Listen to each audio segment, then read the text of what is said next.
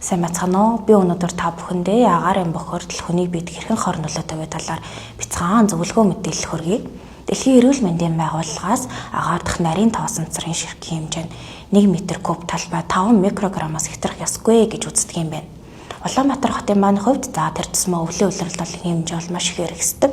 Дэлхийд агаарын бохирдлоор Улаанбаатар хот маань сүүлийн хэдэн жил тэргүүлж байгааг та бүхэн мэдж байгаа ах. За тэгвэл энэ агаарын бохирдол болоод нарийн тоосонцрын ширхэг нь хүний биед ямар хор нөлөөтэй вэ гэвэл нэгдүгээр амьсгалын замын өвчлөл, дархлаа сулрах, ядрах, тамирдах, нойр гүдэх бага насны хүүхдүүдийн хувьд бол хүүхдийн өсөлт хөгжил болоод тархины үйл ажиллагаа гэх мэт сөрөг нөлөөтэй байдаг. Энэ хордлогоос бид бүхэн өөрсдөө хэрхэн хамгаалах вэ гэвэл хэдий бид гадаад орчныг өөрчилж чадахгүй ч гэсэндээ биеэ дотроос нь бол хамгаалах боломжтой. Манай амин чанар брендийн уураг маань зөвхөн уураг алдалт нөхөхөөс гадна сарлын сүнээс гаргаа авдаг учраас дархлааг дээд зэргээр дамжиж хордлогыг тайлж эд эсийг нөхөн түлжилтийг дүргэсгэх үйлчилгээтэй байдаг.